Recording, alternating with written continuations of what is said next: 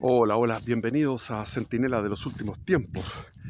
Les prometí continuar con el video que se tituló 70 viajes espirituales, mis experiencias en el monasterio trapense. Omití, por, por resumir, las experiencias en el monasterio benedictino, con los capuchinos. Hablé sí de lo que fue mi experiencia en la capilla del cuartel general de la Compañía de Jesús, el Alonso Valle con San Ignacio, experiencias de oración personal, pero también de otras personas que veía, una monja. Hablé de esa experiencia de tratar de competir con la monja, quién rezaba más, quién estaba más en oración más tiempo, y bueno, obviamente me ganó la monja por arrodillados horas de horas, impresionante. Bueno, ese es el video y quería continuarlo porque en total son 6 páginas de 70 temas de mi vida que surgieron de forma espontánea en un flujo de conciencia que yo hice en una meditación. Y aquí están los 70 temas, los cuales no tengo que preparar ni pensar lo que voy a decir, porque están diáfanos, transparentes y además son hechos de mi vida. Entonces, es la manera de poder mantener el canal sin tener que recurrir a trabajos extra, porque estoy trabajando mucho en esta fecha que no llueve, estoy trabajando mucho afuera, mucho. Ahora tengo que tirarle veneno a las zarzamoras y eso puede demorarme unos 3 días.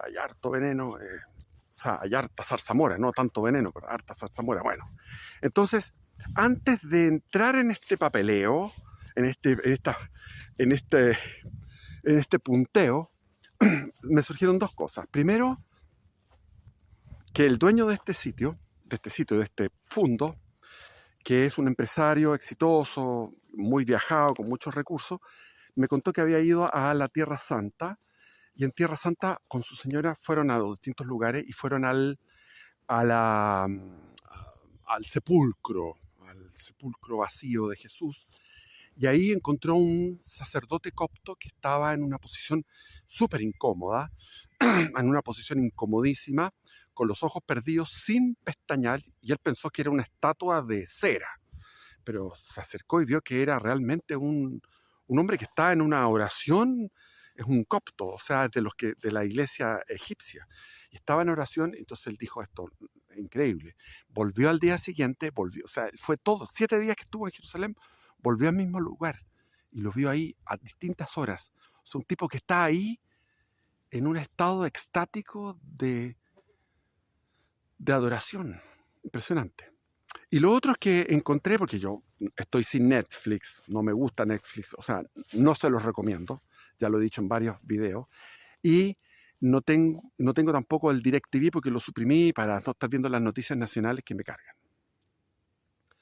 Entonces, aunque ahora hay una vocera bastante atractiva, bonita la vocera, le gana a la Camila Vallejo, pero lejos la Camila Vallejo, ya se ve que va a ser una vieja amargada, horrible, la Camila Vallejo, que era tan rica cuando era cabra, cuando empezó.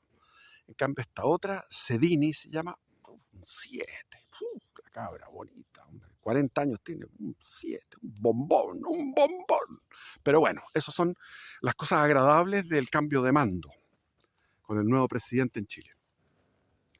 Y entonces, hace 6 años exactamente que no veía cine soviético. Y encontré cine soviético que me encanta. O sea, el cine soviético me encanta. 6 años que no veía eso. Y encontré una película que se llama Karenina. Ana Karenina, que es el nombre de una novela de León Tolstoy. También tienen ellos uno que se llama La Guerra y la Paz, hecho por el director soviético Bondarchuk, que es extraordinario también, La Guerra de la Paz. Pero en este caso, la fotografía es superior. O sea, es una cosa, es un cine perfecto. Son casi por 2 minutos, le falta 2 minutos para llegar a ser 5 horas la película, y se puede ver por tramo. Y es un cine perfecto, delicioso, genial. Estos rusos son así. Entonces, estábamos hablando aquí y estaba contándoles de mis experiencias de viaje a dedo, haciendo autostop, por el viejo continente.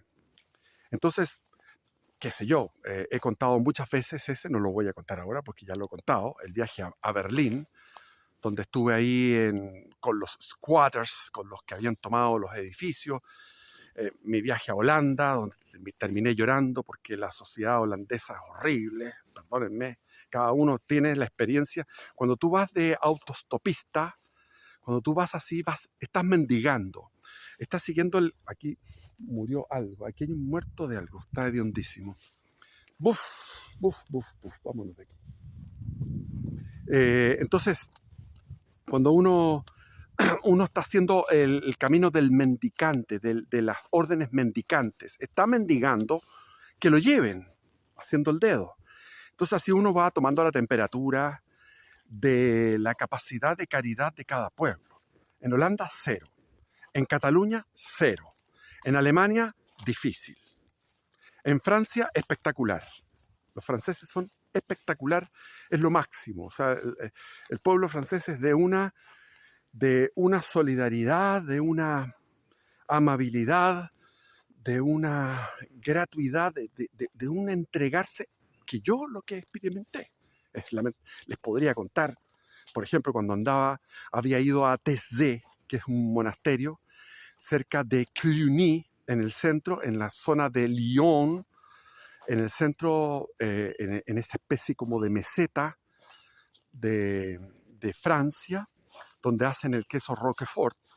Y yo iba caminando ya de noche por una cuesta de doble pista asfaltado en Francia. No encontré ni un solo camino de tierra. En ningún lugar. Todo era asfaltado. Todo era hermoso. Todo era perfecto. Todo era divino. Impresionante. Todo era de perfección.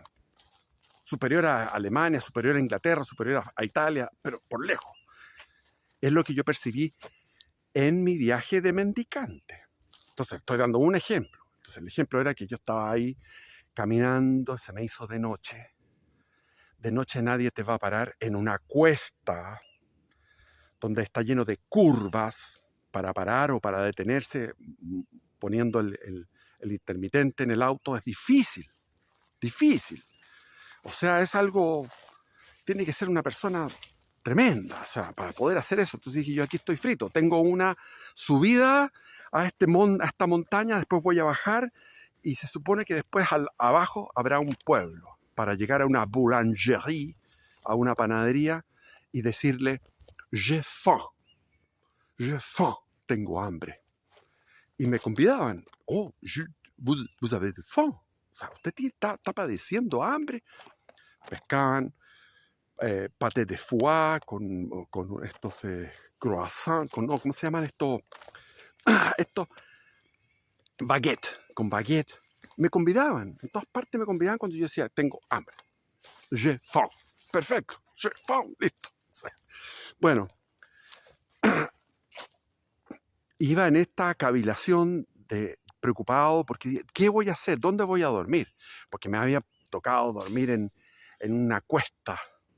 Y en esa cuesta ahí durmiendo, me despertaba de repente y estaba soñando con mi casa. Siempre uno soñaba como la casa de la infancia en estos lugares, porque era como que la infancia, cuando yo vivía en esa casa, era como que estaba protegido por mis padres, tenía a mis hermanos, a los vecinos, y era todo un ambiente uterino. Entonces uno soñaba con eso, un sueño diáfano, precioso, y de repente se despertaba con lluvia en el rostro y decía, ¿dónde estoy?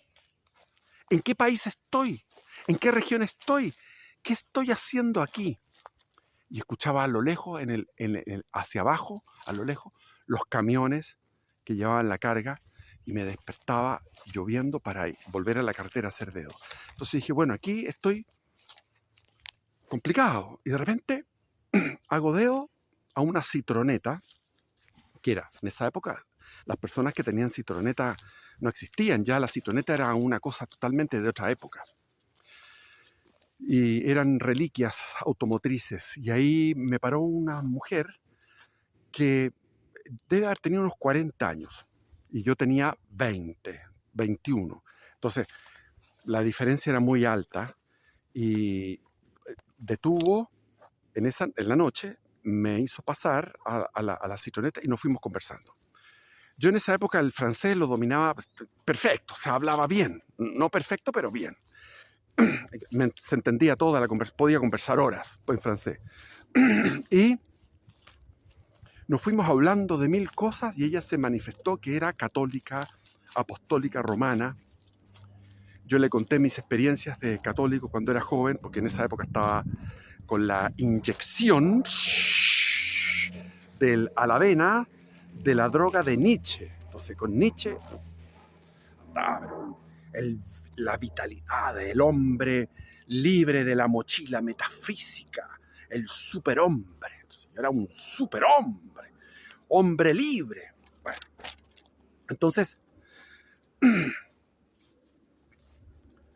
íbamos conversando en la citroneta y en la ventana aparece, por el lado de ella, aparece entre medio de los bosques luces de una ciudad francesa perfecta.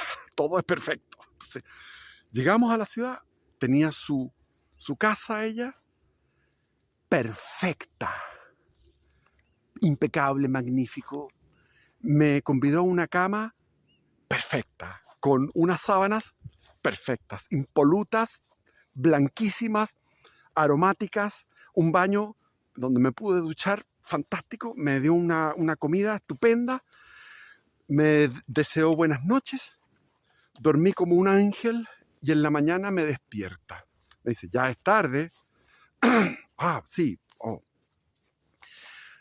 Tomamos desayuno y me llevó en su citroneta a la estación de ferrocarril y me había comprado un pasaje de ferrocarril para París, porque tenía que regresar a París, donde vivía,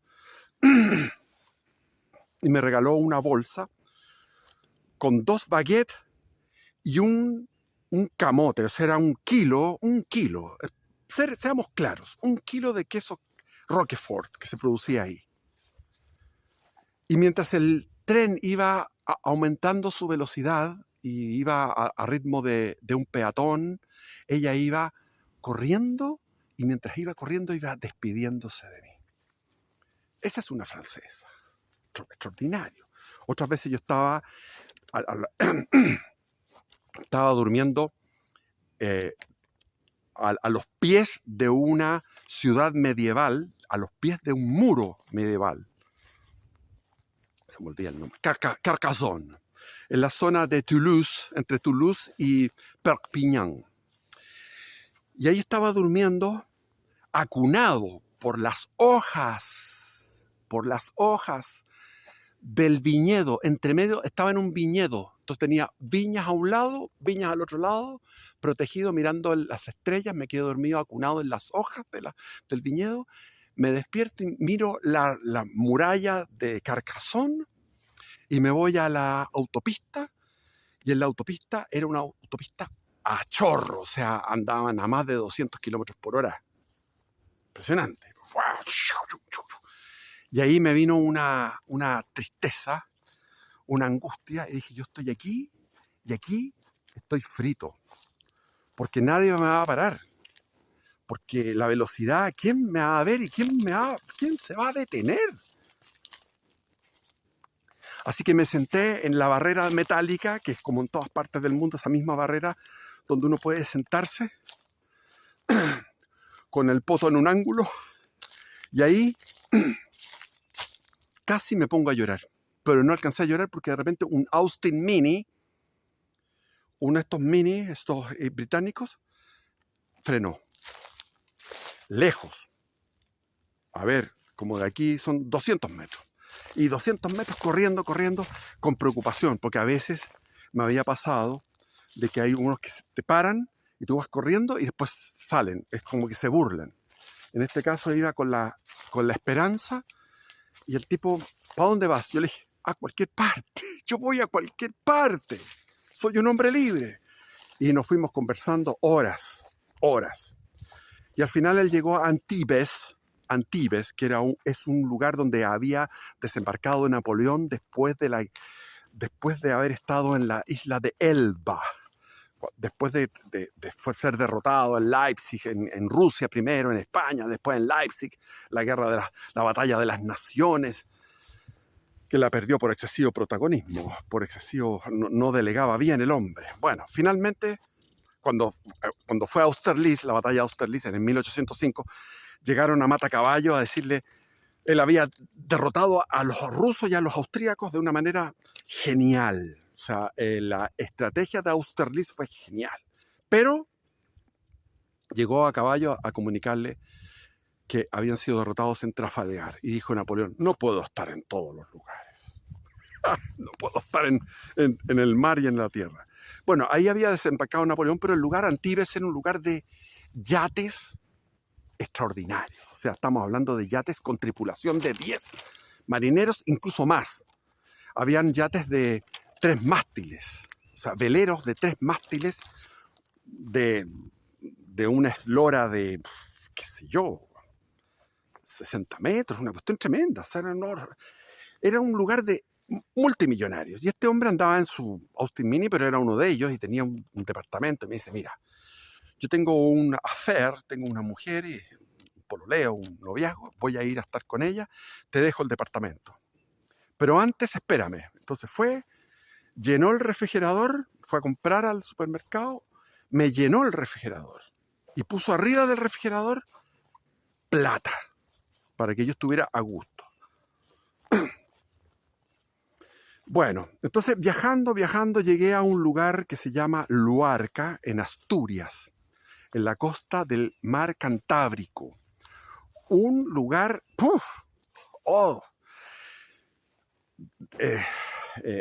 con casas hechas de piedra, de una piedra de costa, como lisa, como media verdosa, y en torno a un río que va serpenteando con sus meandros, que se llama el Río Negro, que es un río transparente con las colinas llenas de casas en callejones medievales y con unos riñones al interior, donde un riñón, digamos, un lugar abrigado donde estaban las embarcaciones de las lanchas de los pescadores artesanales, con tres faros, 1, 2, 3, más uno arriba, 4 faros, con una iglesia que daba hacia un acantilado, mirándole el infinito, un cementerio blanco de mármol precioso que mira hacia el mar, está al lado de la iglesia, está primero el faro, después está la iglesia y después está el cementerio. Y todo eso está en un promontorio que se interna en el océano. Acantilados, playas, bosques. Se me olvidó que por aquí está el muerto. ¡Buf! Impresionante. Pero no se ve el muerto. Acantilados, bosques, playas, precioso. Entonces, ahí me enamoré. Entonces, como estaba enamorado y no tenía plata, lo que hice fue dormir en la playa. Y a las 5:30 de la mañana, a las 5:30, todas las noches me despertaba por el frío que te muerde. Tenía un saco de dormir que no era tan tremendo como los que hay ahora, que son con mejor tecnología. Tenía el puro saco de dormir y a las 5:30 tenía que empezar a correr por la playa para entrar en calor y finalmente me tiraba al mar. Me tiraba al mar para entrar en calor, porque la zambullida en el mar te da una energización del cuerpo, y de ahí me iba, ya seco, me iba al pueblo, a los bares, a las cafeterías, digamos, a las cafeterías a tomar, porque ahí el bar y la cafetería es lo mismo. Tomar un café fuerte, tomar mi desayuno, y llegaban los españoles viejos, ya 40, 50, con sus boinas negras, como parecían una milicia de boinas negras, como lo era en toda la costa del Cantábrico, en el País Vasco, en Cantabria, en Asturias, donde estaba, en Galicia. ¡Uf! Estos hombres de una virilidad y una efusividad tremenda. Entonces llegaban y estaban todos muy enojados con Inglaterra, porque Inglaterra estaba respondiendo a Argentina y era la guerra de las Malvinas. Entonces ese día, uno de esos días, fue el hundimiento del del crucero Belgrano. Estaban indignados porque, imagínense, el español ha peleado contra el inglés 5 siglos, o sea, 500 años de guerra contra los ingleses, y perdiendo al final, pero ganando mucho también, se ganaron muchas batallas. A la larga fue una pérdida por cosas históricas. Bueno, entonces estaban estos tipos ahí, se tomaban, y a mitad de mañana llegaban una segunda oleada. Entonces ellos como que tenían un descanso de trabajo a la mitad de la mañana, tipo 11 de la mañana, y llegaban de nuevo. Y después yo ya me encontraba con mi amada, que estaba estudiando en ciencia media, tenía 16 años, yo tenía 21 años y ella tenía 16. Entonces nos veíamos después, o sea, un rato, y con prohibición de vernos, Romeo y Julieta, porque yo era un sudaca y además ella estaba, bueno, tenía una familia y tenía jerarquía y orden. Y el papá, la mamá era hija de uno de las falanges españolas, franquista, pero ella era progre, tremendamente progre ella. Bueno, yo también, era también un progre. En esa época, la generación progre, que veníamos de heredar el mayo del 68. Y me tocó una noche que me fui a dormir, o sea, no una noche, me fui a dormir a unas rocas que están al final de la playa. Si ustedes van al Luarca, lo van a ver, al final de la playa, yendo hacia los occidentes, ahí hay unas rocas, y ahí me puse en una roca que estaba suave, que parecía una cama la roca. Y dije, esto está perfecto. Ahí me puse a dormir. Y de repente, durmiendo, mientras soñaba, sueños, cuando uno está en esos lugares, sueña, como les digo, unos sueños exquisitos que compensan la dureza de la vida. Entonces, estaba en eso y de repente me despierto y estoy dentro de una lengua de agua salada, fría, penetrante del océano, que entró dentro de mi saco de dormir, dentro de mi ropa, de mi cama, de mi casa, de lo que era mi casa, yo caracol. Y la lengua llevaba como 1 metro para arriba, unos 30 centímetros sobre mi cuerpo, y me arrastró hacia adentro del mar. Y me agarré de una roca filuda, quedé herido y salvo, porque el mar me estaba llevando. Y ojo que había dormido varias noches ahí. Había dormido varias noches. Entonces no había tenido ningún problema, y todo lo que es la alta marea, nunca había tenido un problema, porque yo estaba como a unos 10 metros de la alta marea. Pero esa fue una ola, una sola. Obviamente no volví a ese lugar. Y ahí me acuerdo, andaba con una navaja que me habían convidado unos amigos en París, que era una navaja que tú la apretabas y salía la cuchilla así, para defenderse. Y yo decía, ¿para qué voy a andar con esta navaja? ¿Para qué voy a andar con esta navaja? Si yo no voy a ser capaz de pelear. Nunca he peleado así con un cuchillo, no tengo idea cómo se pelea. Es ridículo andar con esto. Y en ese accidente con el mar, con la ola marina, perdí la navaja. Pues al día siguiente, la policía me toma preso. ¿Por qué? Porque me encontraron un tipo sospechoso, o alguien habrá dicho, oye, aquí hay un tipo que duerme en la playa, es un tipo sospechoso. Entonces me llevaron a la Policía Nacional. Y la Policía Nacional de España, con unos tipos con unos uniformes khaki, bueno, ellos me desnudaron. Después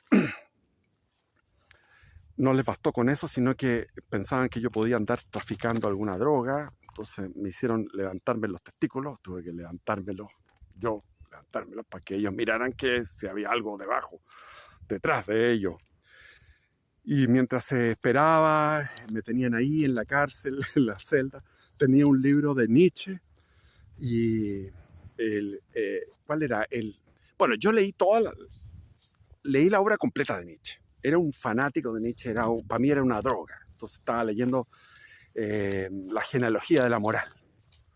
No nos vamos a meter en el tema porque vamos a perdernos en media hora de disquisiciones metafísicas. Simplemente el vitalista nietzscheano, el superhombre que estaba practicando yo, haciendo una vida que pudiera ser repetida eternamente. En el eterno retorno, soy yo. Bueno, y esa fue la anécdota. La anécdota, ¿qué más? Vamos a otro lugar.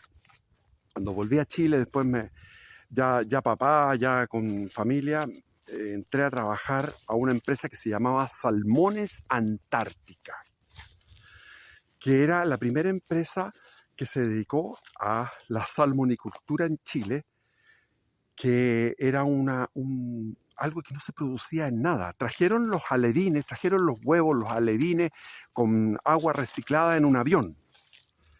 Ricardo Rodríguez, que era un gallo bien hiposo. Yo lo había conocido el año 80 cuando fui a Chiloé. Hice un viaje, el año 79.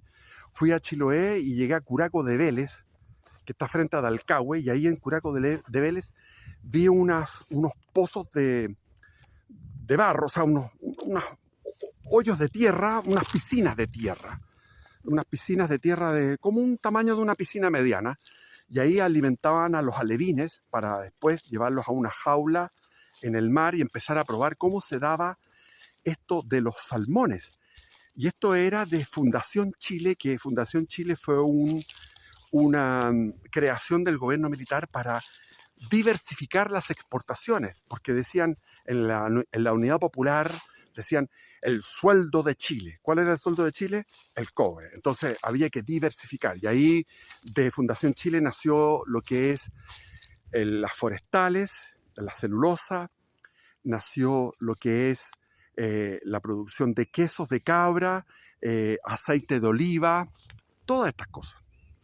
Y una de ellas era ver si podíamos traer los salmones. Y ahí estaba Ricardo Rodríguez, ahí comenzó todo eso. Y por la suerte de la vida, me ofrecí para ser obrero, porque estaba con necesidad de trabajar. Había leído en el diario El Mercurio, porque leía todos los días el diario, yo estaba cesante, y Pinochet había ido a Puerto Aysén, a Puerto Chacabuco, que es un puerto que está a 15 kilómetros de Puerto Aysén. En los dos lugares dio un discurso donde dijo: aquí antes faltaba trabajo y ahora falta gente que venga para acá, porque había un boom de la pesquería, había llegado Pesca Chile, que era una empresa española, etc. Habían 7 pesqueras en un puerto Chacabuco que tenía como población 500 habitantes. Y Puerto Aysén tenía 15.000 habitantes y era un lugar cosmopolita. Te encontrabas con japoneses, te encontrabas con españoles, con noruegos, etc. Porque estaba el boom de esta industria. Y la empresa que iba adelante, la capitana, la vanguardia de toda la salmonicultura, en aquel tiempo, estoy hablando del año 1988, era Salmones Antártica, de Fundación Chile. Y ahí entré a trabajar. Y era la vedette de las noticias económicas en el Mercurio, en la televisión y también en el exterior. Entonces tenía yo el centro de cultivo más grande, estaba a cargo, entré como obrero y pasé a planillero, ayudante de supervisor y jefe de centro, en 6 meses. En 6 meses estaba de jefe de centro. Y era el centro más grande de Chile. 100 balsas jaula. Teníamos salmón cojo y salmón atlántico. Entonces llegaban los periodistas a entrevistar, a mostrar toda esta novedad de la producción en Chile. Y me tocó a mí en ese momento llegar a alcanzar en mi centro de cultivo las 1000 toneladas de producción de salmón cojo en Chile. Y ahora, de salmón en general. Las 1000 toneladas de salmón en general, no cojo, sino salmón en general. Y el salmón, ahora estuve viendo, está en 1.100.000 toneladas. Esto fue la novedad. Fue una noticia espectacular cuando logramos las 1000 toneladas. Y ahí estaba el gerente, que se llamaba Werner von Bischofshausen. Werner von Bischofshausen. Y este hombre dijo, hay que modernizar la cosecha. Y para eso había que extraer los salmones con unos tubos succionadores, que eran unas yomas, se le llamaban unos tubos, de un ancho así como de medio metro de diámetro, y esos tubos succionadores succionaban, arrinconábamos a los peces, los succionábamos y los llevábamos en unos estanques donde se reciclaba el agua, se llevaban vivos por el río Aysén hasta la planta de tratamiento. Y a todo esto, Fundación Chile vendió Salmones Antártica a la Nippon Suisam Kaisha. Nippon Suisam Kaisha.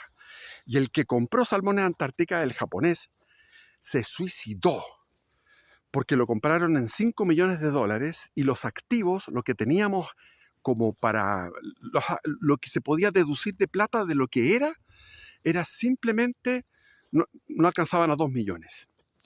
Porque era una empresa naciente.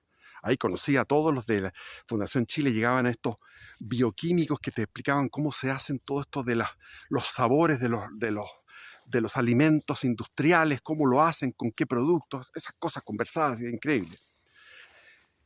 Y se la vendieron a Nippon Suisam Kaisha y ahí los japoneses dijeron, pero estupendo, señor von Bischofshausen, vamos a hacer este sistema. Y cuando empezamos a inaugurar el sistema de llevar a los peces viviendo en estos estanques reciclados en una barcaza, y esta barcaza va con 2 estanques con reciclaje de agua, los peces vivos los llevamos por todo el río Aysén, y yo iba leyendo, me acuerdo, mientras íbamos en eso, todo el día, empezábamos a las 4 de la mañana y terminábamos a las 12:30 de la noche, o sea, tenía descanso.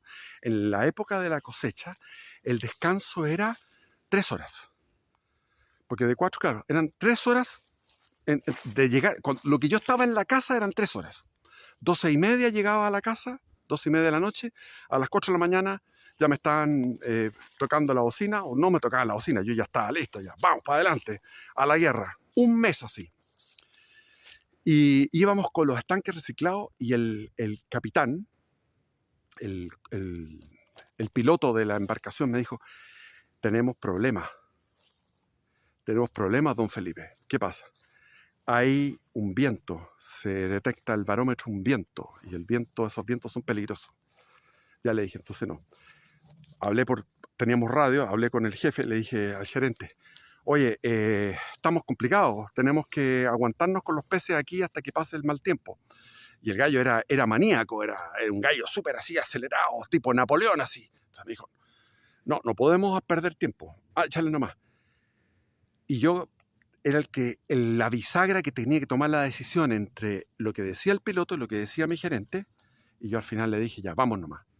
Y estábamos llegando al muelle de atraque, cuando viene un viento que la embarcación, la barcaza, se levantó, o sea, se giró en 90 grados. No estoy exagerando, porque yo estaba en el puente de mando de esta barcaza con el piloto. El piloto quedó agarrado del timón, de la pluma del timón, y yo agarrado de una agarradera, y estaba colgando y el mar abajo. Y la barcaza en 90 grados, o sea, se estaba completamente para volcarse hacia adentro del mar. ¿Por qué? Porque iban 2 estanques cargados de agua con los peces, no sé cuántas toneladas eran eso, y esos estanques desequilibran la estabilidad con el viento, pero tuvimos la suerte y la desgracia, la suerte para nosotros, de que se rompieron las cadenas que sujetaban los estanques.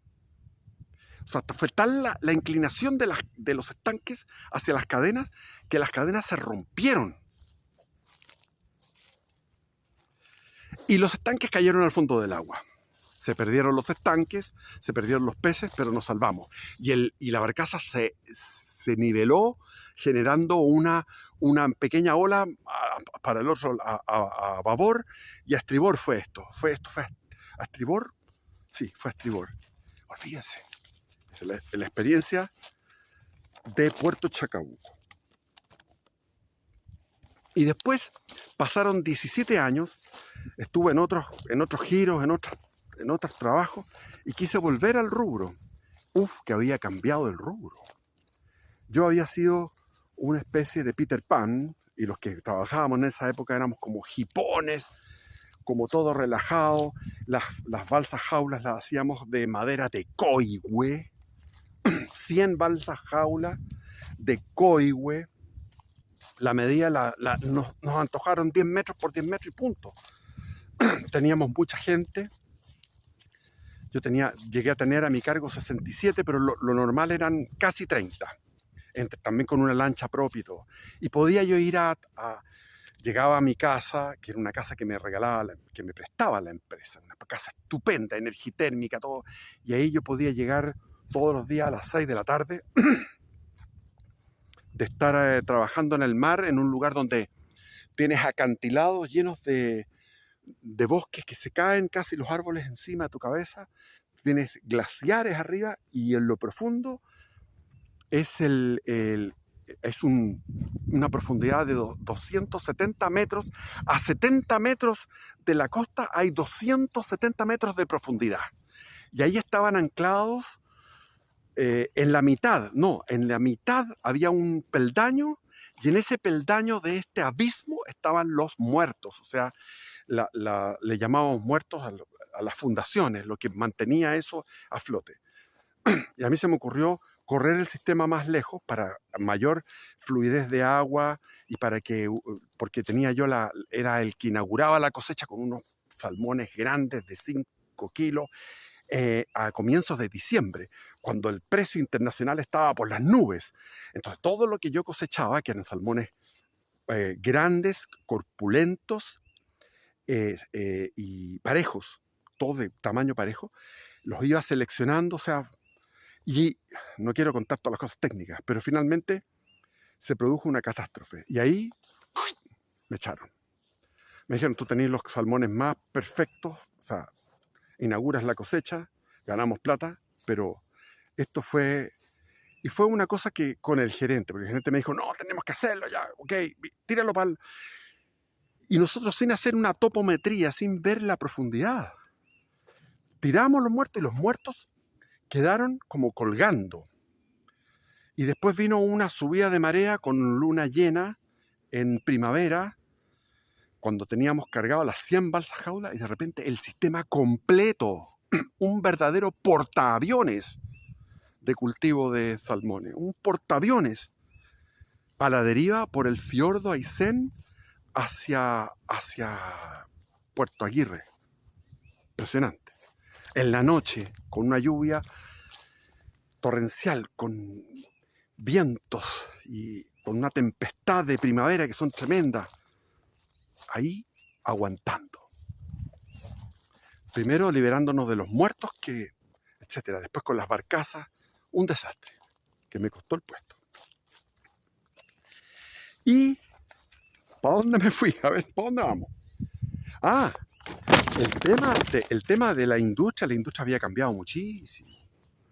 17 años después, hacíamos un viaje de 20 horas de navegación para llegar a unas islas que estaban ya cerca de la península de Taitao, y era en un barco que se hacían estos barcos, es un barco flotante, que es donde están, que parece un barco porque tiene el casco de un barco, pero arriba es una casa flotante, donde tú tienes el mando, la oficina de los jefes, los obreros, qué sé yo, un motor de generador de electricidad que está todo el día y toda la noche funcionando.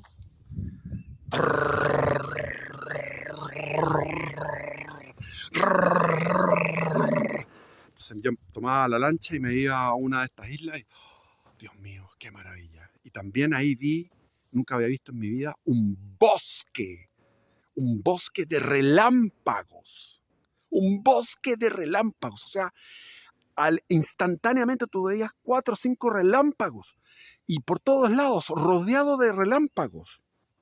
Y tú estás en un lugar de acero, con unos tipos hediondos.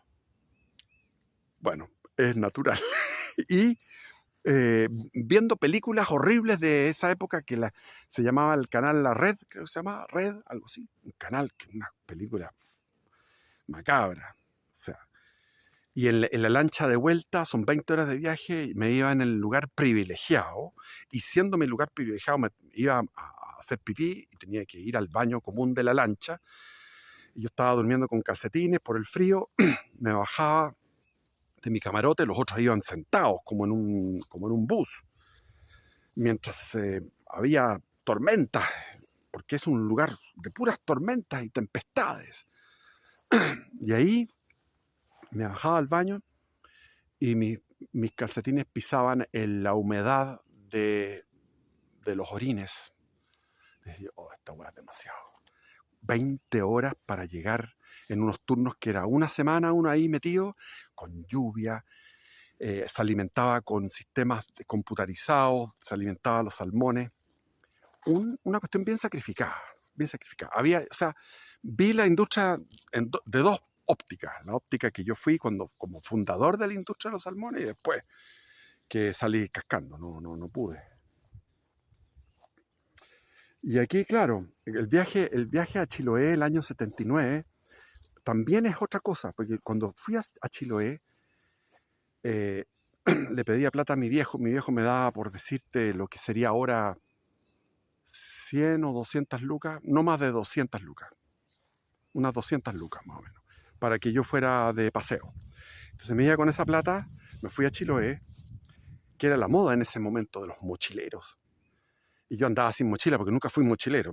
Por favor, yo jamás he sido mochilero. Entonces andaba ahí en las escuelas, porque había distintas escuelas que eran como lugares de acogida a la juventud en el verano. Y fue un viaje tan espectacular porque en la isla de Chiloé volví con plata. Volví con plata porque no tenía cómo gastarla, porque los tipos me invitaban, me veían, oye, gringo, no, si no soy gringo, soy chileno, ven para acá, qué sé yo. Chicha de manzana, asados de cordero, íbamos a pescar, estuve en Compu, yendo hacia lo que es ahora Quellón. Si uno va hacia Quellón, a mano izquierda, o sea, hacia el mar interior, estuve en Compu con una familia indígena que comían con la mano, que vivían en una especie de ruca y que mariscaban como todos sus ancestros. O sea, estuve viviendo con indígenas de pura cepa, 100% indígenas huilliche en Compu. Y después volví. O sea, Chiloé era una cosa mágica, realmente era algo extraordinario. Llegaron las salmoneras, llegó la industria, llegó esto, llegó lo otro, llegó el turismo. Y volví a Chiloé y que cambió. Por Dios, el chilote cambió. Todo cambió. Y cuando fui a Compu, me encontré con estos indígenas que andaban en una camioneta 4x4 y que eran propietarios de una cuestión que invaluable. Lo que ellos tienen ahora es invaluable. O sea, pasar de vivir como en la naturaleza, como ellos vivían durante miles de años, pasar a ser ahora una gente millonaria. Así de simple. Vámonos entonces a la otra página. Claro, aquí todo lo que es de Chiloé al norte es como un jardín de infantiles. Esta cuestión es suave, tranquilo. El clima es suave. Donde es lo duro es de Chiloé, de Chaitén, de Quellón y de Chaitén hacia el sur. Hacia allá está en la Patagonia occidental, la Patagonia chilena, está todo. Ahí está todo. Es un continente en miniatura con 5.000 islas, cientos de fiordos, miles de ríos, chicos, grandes, medianos, rocas, glaciares. Es una maravilla. Y eso es que cuando andaba en la Patagonia Argentina, que es lo opuesto, porque es un desierto frío, con unos vientos de más de 100 kilómetros por hora, pero yo sé calcular muy bien eso, no me equivoco, cuando digo estos son 100 kilómetros por hora, 100 kilómetros. Voy a la cabina del piloto y le digo, ¿estamos en 100 kilómetros por hora de viento? Sí, me dice. O sea, cálculo bueno. Y por la ruta 40 en Argentina, otro mundo, y quise entrar a Chile y cuando me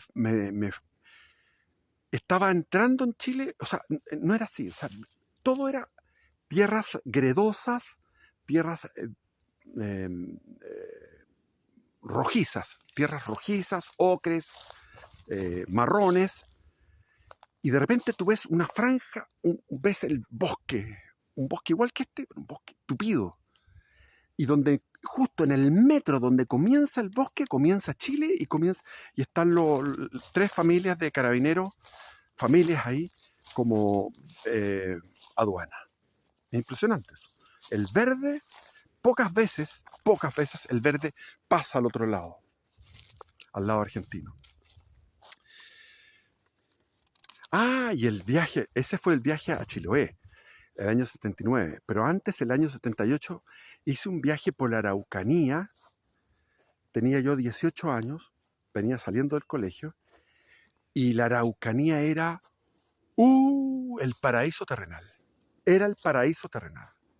Bellísimo. Era todo de una belleza, de un esplendor natural extraordinario. Recorrí todos esos pueblos. Y después, cuando uno va ahora, se da cuenta cómo, primero las forestales, con su ibris, o sea, el pecado de exceso. Y eso fue culpa del gobierno militar, pero es que también tenemos que entender, eran militares, no podían tampoco tener una bolita mágica, no podían saber cómo va el futuro. Ellos lo que querían era salvar a Chile del hoyo en que lo encontraron. Y más encima, cuando ellos dan el golpe, viene en la guerra del Yom Kippur. A los días, en el mismo septiembre del año 73, viene la guerra del Yom Kippur y viene después el alza del precio del petróleo, que se triplicó el alza del petróleo. Y más encima, siendo Chile el campeón mundial, porque eso es así, era el número 1 del mundo en inflación. Entonces, bueno, venga, por favor, la inversión extranjera, echémosle para adelante. ¿Qué pasó? Eso se mantuvo y la ley venía de Frei Montalva. Había una ley que se premiaba con plata al que plantaba eucaliptus, pino radiata, o pino insigne que se llama, pino insigne creo que es el nombre, y álamo. O sea, esa trilogía de árboles invasores. Ahora, ¿por qué lo hizo Frei Montalva? Con buena intención, porque había sequía y para reforestar la zona del clima mediterráneo, la zona central de Chile. Pero no el sur. Entonces el sur se empezó a llenar y eso afeó el paisaje. O sea, yo lo que siempre he propuesto como idea, que todos los municipios de la Araucanía, todos deben tener por lo menos 100 hectáreas para uso de la comunidad, para que sean hectáreas de parque de bosque nativo. 100 hectáreas. ¿Y quiénes son los que vigilan ahí? Los mapuches que quieran vivir como mapuche y estar ahí, viviendo al estilo ancestral. Ellos son deberían ser los anfitriones. Eso. Bueno, son ideas. La ibris. ¿Y a qué nos exponemos? Que después vino este movimiento que vino desde la izquierda extrema, el movimiento reivindicacionista mapuche, que desde algún punto de vista uno dice, sí, tienen razón, así es. Pero no tienen razón en los métodos, porque son unos terroristas. Y el Gualmapu que va hasta Atlántico es como meter una tijera, los ingleses ahí dicen los scissors, cortar el vínculo que existe entre Santiago y el extremo de la Patagonia chilena y entre Buenos Aires y el extremo de la Patagonia argentina. Y generar al final una especie de balcanización donde esté el reino de la Araucanía, el Gualmapu, y abajo un reino de la Patagonia tutelado por los británicos. Ese es el plan. Y por otro lado está el plan Nandinia, que también es verdad. No, es así.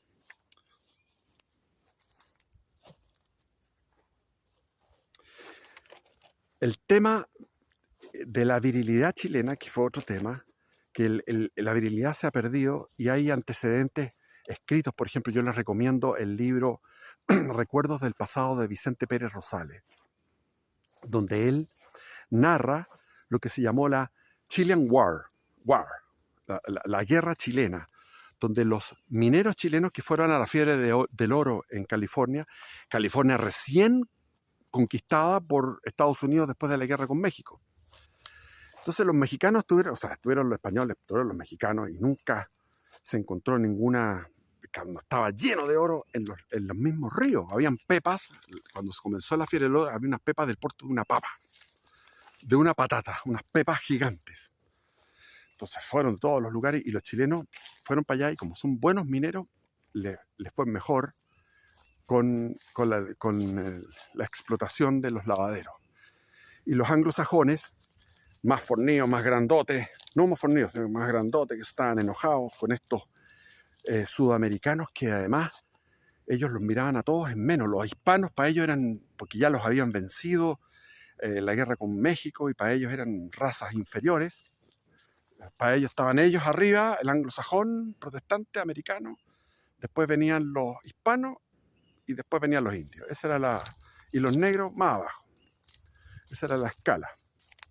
Entonces los chilenos tuvieron problemas y fueron asaltados en una noche que estaban ahí en el campamento los chilenos. Fueron asaltados por una turba de americanos, como les digo, más corpulentos, más altos y más numerosos. Y fueron derrotados. O sea, esta cosa de la agresividad, no la agresividad, sino que la capacidad de lucha que tenía el chileno con el corvo era tremendo. Y les recomiendo el libro de Vicente Pérez Rosales porque habla de todo lo que fue la colonización de toda esta zona. De la fundación de Puerto Montt, la fundación de Puerto Varas, Frutillar, Puerto Octay.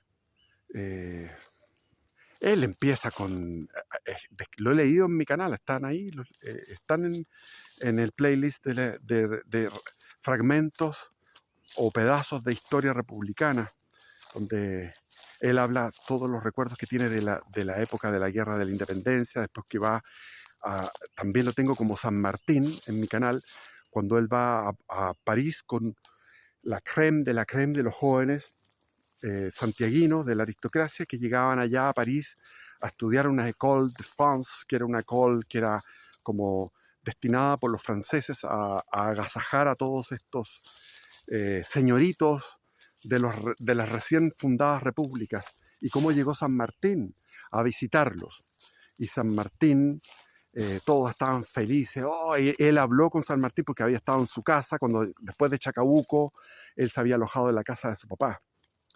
Entonces él habló con San Martín y los diálogos que tenía con él, y cómo los jóvenes peruanos no querían saber nada con San Martín. O sea, hasta entrado ya la década del 30, del 40, todavía en Perú no se podían convencer de la independencia. O sea, no querían la independencia los peruanos porque se sentían bien formando parte del imperio, porque además que Lima era la catedral, digamos, la capital fastuosa de todo lo que era el imperio español. Desde Panamá hasta Cabo de Hornos era Lima el centro. Durante toda la época de los 280, 290 o 300 años de colonia, de imperio español, de monarquía católica.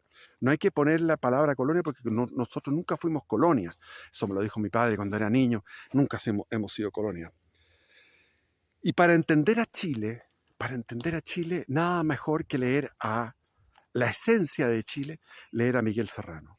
Miguel Serrano, extraordinario, tiene unas descripciones de por qué ese hombre, cuando yo andaba, por ejemplo, lo he contado, en Tirúa, en la década del 80 o en la década del 90, en Tirúa, y llegaba allá y me encontraba con unos mapuches que estaban ebrios, pero no es solamente el alcoholismo, es algo más que el alcoholismo, es estar tragados por la inmensidad del océano, por la inmensidad de la noche, con el viento oceánico, el hombre que ha sido tragado por el paisaje, por la geografía, por devorado por la naturaleza, cosa que yo no lo vi cuando estuve en Europa, cuando estaba, por ejemplo, en los Alpes. Decía, pero si estos son parques, y eran lugares naturales, pero parecían parques. Y los Alpes son los Alpes. En cambio, cuando uno está, basta con ir al Cajón del Maipo y ve esas tremendas montañas, son cosas de otro nivel. Y bueno, a Miguel Serrano lo traté mal en un momento, igual que a mi padre, ya viejito, Miguel Serrano. Y ahí tengo mi sentimiento de culpa porque me fui en contra de su cosa nazi, pero él después me dijo, mira, yo por ser nazi me he transformado en un leproso social. O sea, sentía el rechazo, el juicio, tremendo. Y hay otro libro de Miguel Serrano, o sea, está eso, Ni por mar ni por tierra, y está el otro que se llama Trilogía de una búsqueda en el mundo exterior. Libro maravilloso, que lo presté. Y lo presté y no se devolvió. Yo tengo cientos, no podría contabilizarlos, pero por lo menos mínimo unos 300 libros que he prestado y que no han sido devueltos nunca. Trilogía de una búsqueda en el mundo exterior empieza con... Voy a poner el paisaje para que se entretengan mejor. Empieza con la experiencia en un fundo en Chillán. En un fundo en Chillán. Y ahí donde viene lo que es la reflexión sobre lo que es una generación, sobre lo que es ser chileno, lo que es Chile. Después, esa es una. Después viene el segundo capítulo, que es gigante también, es cuando fueron a fundar la primera base antártica, que él fue, junto con la expedición de la Armada.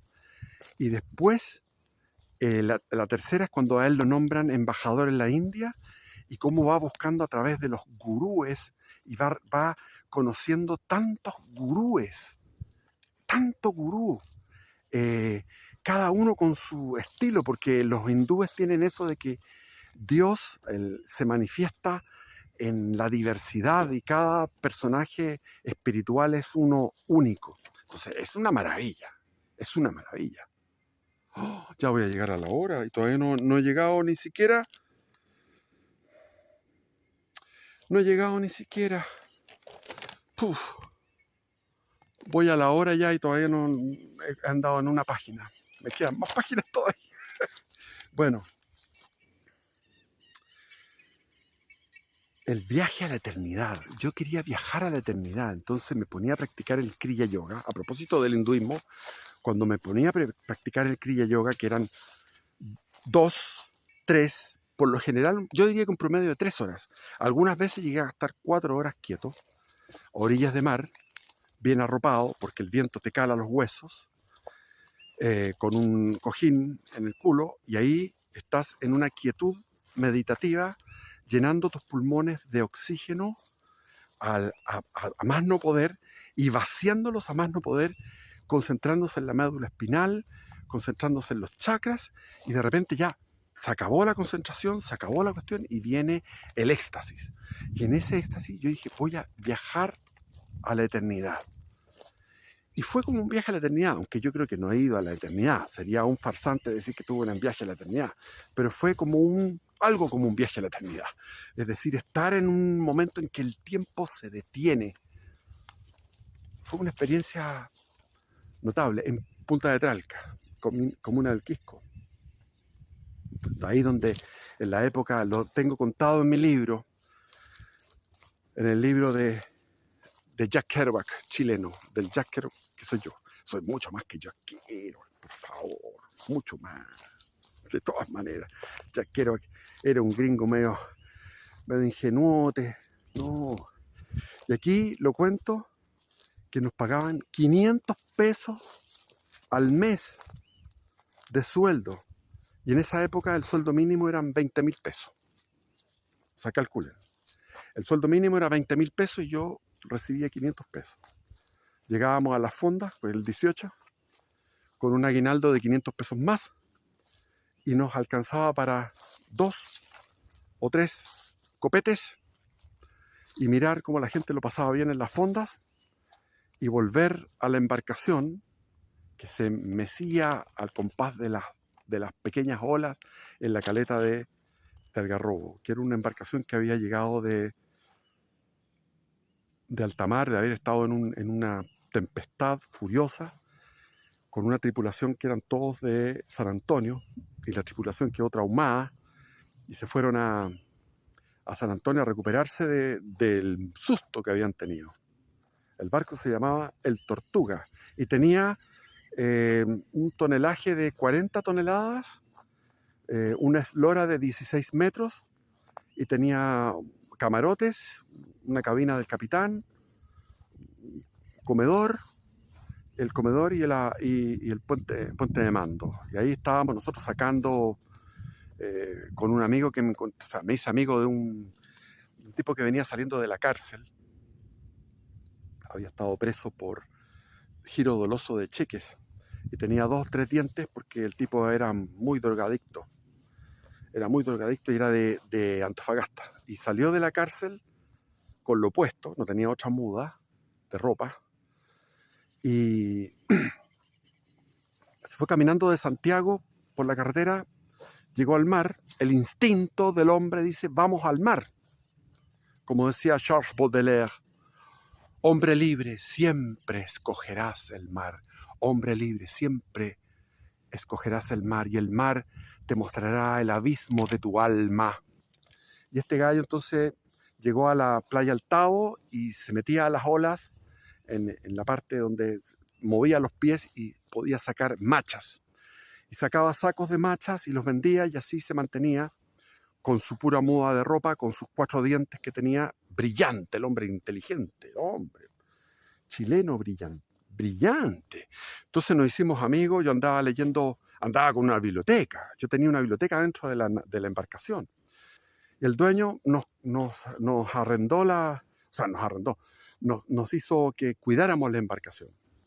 Éramos los watchmen, o sea, los que miran, los watchimanes. Y ahí estábamos los watchmen, nosotros dos, sacándole el óxido al fierro, pintando, cargando de diésel, de combustible, todas operaciones dificilísimas. Cargar el diésel es andar con eran 210 litros de diésel que habíamos que arrastrarlos por la playa, después ir en el bote llevándolos, después con la pluma subirlos entre los dos, enchufar eso y alimentar los estanques, etc. Entonces, y nos pegamos unas pichangas intelectuales fantásticos. Un pichangueo. Él leía un libro, yo leía otro, íbamos hablando, estuvimos meses ahí porque estaba parado la embarcación, y de repente llegaban los marineros, los marineros nominales de la embarcación, que eran 4, que eran de San Antonio, llegaban a vernos y todavía no podían zarpar porque no había financiamiento para zarpar. Finalmente zarpamos. Y ahí este gallo estábamos pintando, me dijo, oye, ¿quieres probar tú el pegamento? El neopreno, que es un pegamento, que es una droga. Y ahí dije, bueno, veamos, probemos. Entonces lo metimos dentro de una bolsa, empezamos a respirar por la bolsa el pegamento. Y yo nunca me imaginé que eso iba a ser una especie de éxtasis. Me fui a la proa del barco y miraba la gaviota, sentía el ruido del... O sea, fue muy corto, ¿eh? Fue como... A ver, ¿cuánto habrá sido? 5 minutos. No fueron más de 5 minutos. 5 minutos. Wow. Y ahí tendría que haber vuelto a eso. Fue nada más que ahí. Ahí paré. Dije, oh, esto es dañino para la salud. La experiencia hueona y también sublime. Era sublime. Y yo no sé, que tenía una protección de los ángeles, porque iba con mi bote a los lugares más peligrosos. Me iba, por ejemplo, a unos acantilados que hay ahí en la caleta de Algarrobo. Si ustedes van ahí, van en unas rocas de alta mar. Y me fui ahí sin ninguna experiencia. Lo único que sabía era remar. Pero tiré el ancla en ese lugar y se recogía el mar de una manera tenebrosa. El mar golpeaba esas rocas en medio del océano con unas olas tremendas, y tú estás ahí en ese vaivén de las olas, Dije, no, esta cuestión me vino, o sea, no fue pensamiento, me vino un pánico y pude regresar sano y salvo. Después los pescadores me decían, lo que tú hiciste fue una locura. Lo mismo en Arica, cuando estaba en Arica me fui por el Ojo del Buey, que también es un lugar que después supe que van los surfistas a hacer surf ahí. Unas olas tremendas. Yo iba en la noche remando para un lugar y de repente pasé y la ola se cerró detrás del bote y me impulsó el bote la ola, pero un poco más adentro me agarra la ola y me revuelve con el bote y me hace peure contra las rocas que habían ahí. Eso en Arica, el Ojo del Buey. Después los pescadores me decían, tú eres loco, o sea, eres un temerario.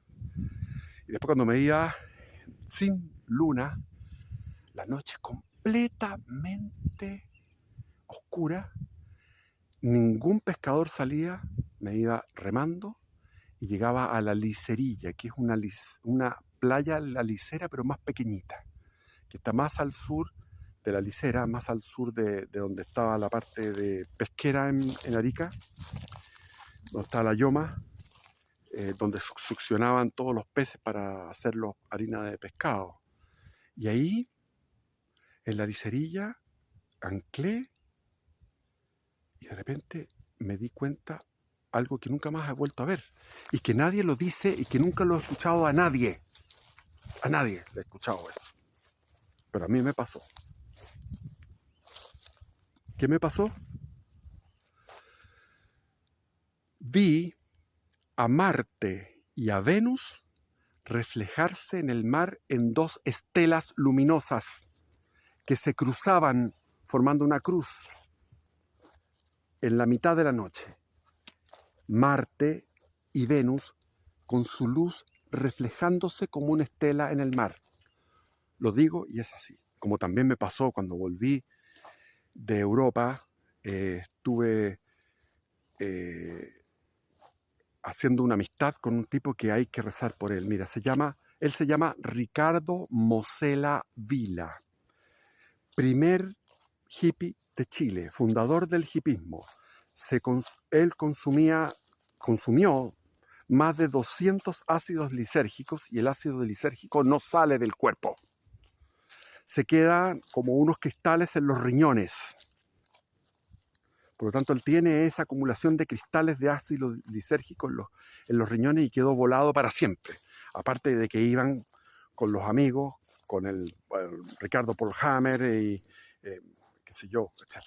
Iban en camioneta a buscar, habían plantaciones industriales de cáñamo, de marihuana. Era industrial eso, porque se hacían muchos productos con el cáñamo.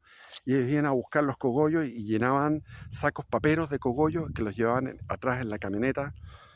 Entonces eran un adicto, un toxicómano tremendo. Y yo lo conocí porque estaba en esa época viviendo en La Reina y ahí iba a la casa del escultor Roberto Polhammer, que tenía sus hijos. Entre ellos hay un poeta magnífico que era Eric Polhammer, que en paz descanse, que hay que pedir por su alma también, porque yo le conozco las cositas. Hay gente que dice, oye, el Eric maravilloso se fue al cielo. Momentito, hay que rezar por Eric Polhammer y hay que rezar por Ricardo Mosela Vila, el gran blasfemo, el genio de la blasfemia. Entonces, iba a la casa de Roberto Polhammer y era lo más entretenido que hay. 24/7 carrete.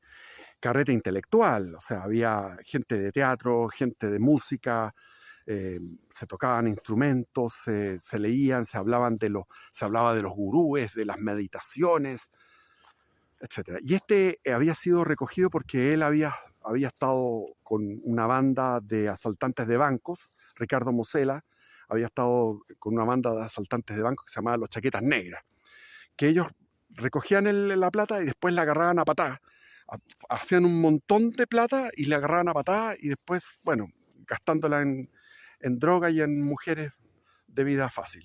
Y ahí el tipo estuvo preso, salió de la prisión, no tenía dónde trabajar y se fue a trabajar como mozo, pero un mozo, bueno, hacía trabajos ahí en la casa de Polhammer. Y ahí me fascinó este hombre porque él tenía 40 años y yo tenía 25.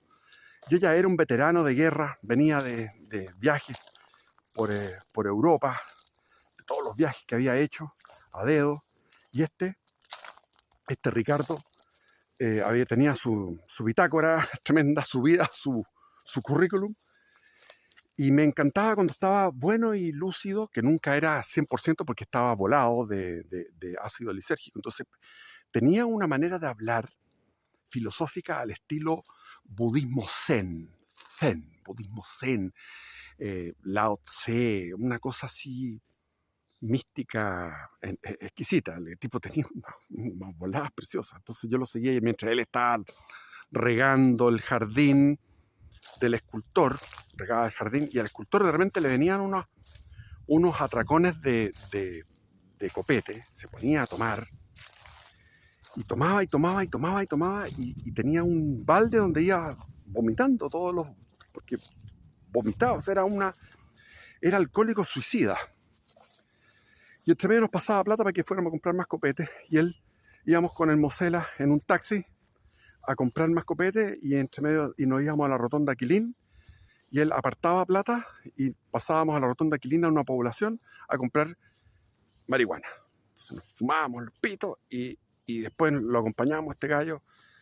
Teníamos que limpiar el balde, ponérselo de nuevo y seguía hablando. El pobrecito, también hay que rezar por él. Roberto Porhammer, escultor, rezar por su alma.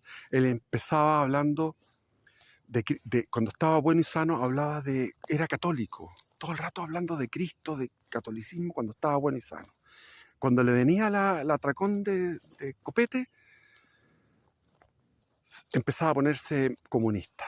Se ponía comunista y empezaba a hablar contra Pinochet, que Pinochet lo odia y la weá. Comunista total, como todos los artistas.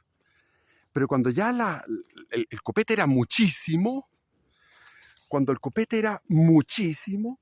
se ponía nazi. Decía, estos rotos hay que eliminarlos a todos. Es una raza infesta. Si elimináramos a todos los rotos de Chile, este país se mejoraría inmediatamente. Eso es lo que se necesita en este país. Y yo le encontraba razón en todo, porque decía, bueno, cuando hablaba de cosas católicas me acordaba de mi catolicismo antiguo, decía, tiene toda la razón. Cuando estaba bueno y sano, cuando hablaba a mitad de alcohol, de comunismo, yo le encontraba toda la razón porque yo era comunista, o venía saliendo del comunismo en ese momento. Y cuando hablaba de las cosas nazis, decía, bueno, también tiene razón. Entonces, este gallo me llevó para Isla Negra porque le iba a llegar una herencia. Me dijo, empecemos a gastar la plata. Olvídate, etc. No sé por qué me fui para ese lado, porque no estaba no estaba aquí, po. No estaba en el... Tengo otras... tengo bastantes anécdotas, pero ya se me hizo la hora. Así que quedan esas anécdotas para después, para otro video. Bendiciones. Y mi mamá, para terminar con el Mosela, mi vieja me dijo, era sido a una bruja. Entonces me dijo, estuve con mi brujita que me sacó el tarot y me dijo que tú estabas teniendo un peligro. Yo le dije, ¿por qué? Anda donde ella. Yo dije, no quiero ir donde una bruja, me carga la cuestión. Y mi vieja me pasó, me acuerdo, en aquellos tiempos, un billete de 1.000 pesos, que era como decir ahora 20. Era así, 1.000 pesos. Me pasó los 1.000 pesos y tenía que gastarlo en esto. Y yo, qué ganas de gastar los 1.000 pesos en otra cosa. Y fui a ver a la bruja. En La Reina también, estaba en La Reina. Entré a la sala donde ella estaba y tenía una cúpula de ¿cómo se llama esto? Tiene un nombre eso. Una cúpula de cristal, una esfera de cristal la tenía ahí. Les juro por Dios que así fue. Entré y esto se trizó. Entré y se trizó la cuestión. Ella quedó así, perpleja, la bruja, cuando me vio entrar. Se trizó. O sea, se trizó, se rompió la cuestión. a pito de nada. Y de ahí me sacó el tarot y me dijo, tú estás en peligro porque estás con un personaje que es, según lo que decía el tarot, es Dios y el diablo al mismo tiempo, es bueno y malo al mismo tiempo. Y eso era Ricardo Mosela, el gran blasfemo, que lo dejé de ver porque lo dejé de llamar, porque lo llamaba por teléfono por caridad, para salvar su alma y todo el rato insultando a Dios. Y está moribundo, si no se ha muerto, está moribundo, no sé. Ricardo Mosela Vila. Si nosotros rezamos por él, a lo mejor podemos salvar su alma. Un blasfemo contumaz. En la miseria más grande, porque se pegó una vida de excesos y de carrete y terminó con 2 herencias destruidas, y él ahí está. Como le digo, ya no lo veo. Hasta el año pasado, más o menos. No sé si se habrá muerto. Ricardo Mosela Vila. Roberto Polhammer. Eric Polhammer. Roguemos por sus almas. Bendiciones, viva Cristo Rey.